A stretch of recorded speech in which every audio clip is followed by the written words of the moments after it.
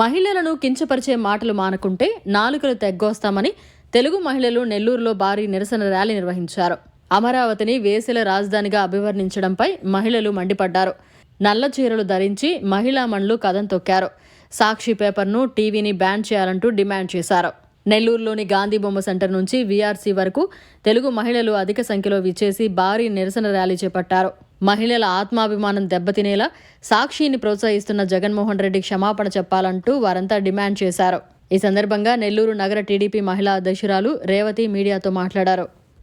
నిన్నటి దినాన ఒక్క మహిళని కాదు, తెలుగుదేశం పార్టీ మహిళని కాదు, మా ఇంట్లో మహిళలని కాదు, ఆంధ్రప్రదేశ్ లో ఉండే మహిళలందరినీ కించపరిచే విధంగా సాక్షి ఛానల్లో డిబేట్ లో కూర్చోబెట్టుకొని ఆంధ్రుల దైవ సమానులైన దేవతల రాజధానిని వేశ్యల రాజధాని అని సంబోధించిన జగన్మోహన్ రెడ్డి అండ్ సాక్షి ఛానల్ కు సంబంధించిన టీముని కఠినంగా శిక్షించాలి. సాక్షి ఛానల్ ను వెత్తివేయాలి.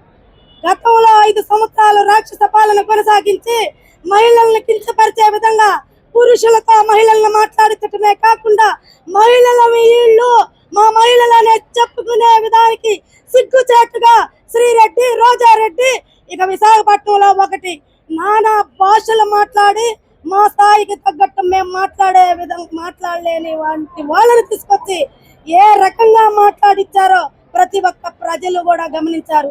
మరలా కొత్తగా ఈ మధ్య ఒక యాంకర్ ను తీసుకొచ్చి నానా భాష మాట్లాడిస్తున్నారు.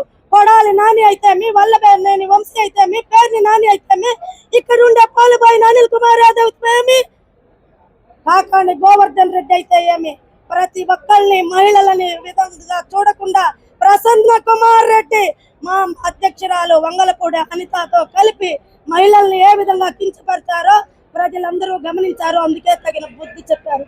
11 సీట్లు ఇచ్చినందుకు వాళ్ళు ప్రెస్టేషన్ తో ఏ విధంగా ప్రవర్తిస్తున్నారో, ఏమేమి ఓగుతున్నారో అర్థం కాని విధంగా ప్రవర్తిస్తున్నారు. ఇక రాబోయే రోజుల్లో వాళ్ళకి 1 సీటు కూడా దక్కదు.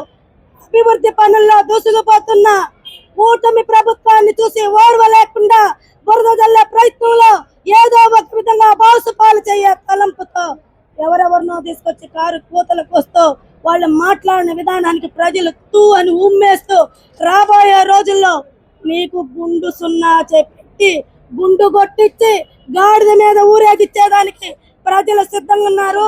ఈ రోజు 1 టౌన్ పోలీస్ స్టేషన్ కి 1000 మంది మహిళలతో నిరసనగా మేము మంచిగా వచ్చి వినతి పత్రం ఇవ్వడం జరిగింది.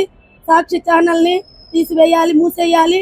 అలాగే సాక్షి వాళ్ళు వెంటనే మాకు క్షమాపణ చెప్పాలి. మా మహిళలకి ఇవన్నీ కూడా మా అధిష్టానం దృష్టి తీసుకుపోతాము.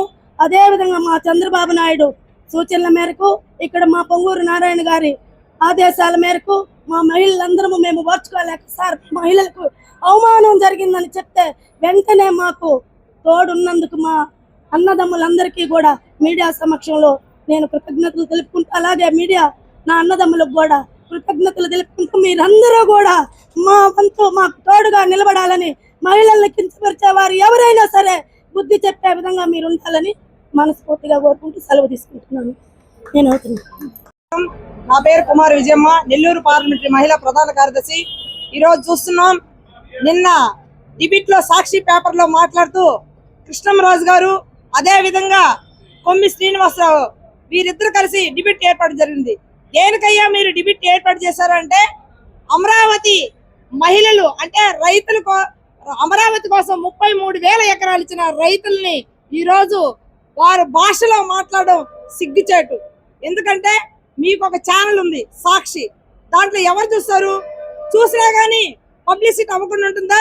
మీ వరకు మీ ఇంట్లో మాట్లాడుకుంటే కరెక్ట్, కానీ అది ఛానల్ అని పెట్టుకుని ఈరోజు మహిళల్ని ఘోరాది ఘోరంగా మాట్లాడడం చాలా సిగ్గుచేటు. మీకు గుణపాఠం చెప్పడానికే కదా ఈరోజు తెలుగుదేశం ప్రభుత్వం ఏర్పడి మీకు 11 సీట్లు ఇచ్చింది.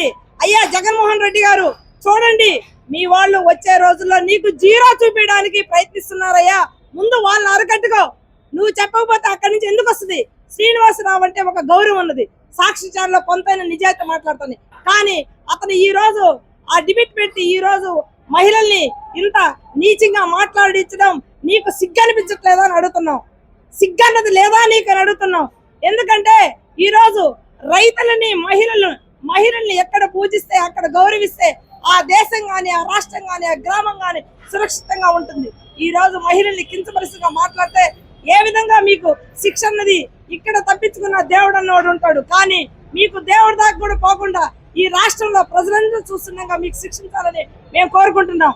ఈ రోజు సిటీ నియోజకవర్గం నుంచి మహిళలందరూ ఎంతో మంది ఈ రోజు వారే ఏ విధంగా మాట్లాడతారని చెప్పి స్వచ్ఛందంగా రోడ్ల మీదకి వచ్చి ఈ రోజు ధర్నా చేసుకుంటూ వచ్చి స్వచ్ఛందంగా 1 టౌన్ స్టేషన్ దగ్గరకు వచ్చి, మహిళా స్టేషన్ దగ్గర వచ్చి వినతి పత్రం ఇవ్వడం జరిగింది.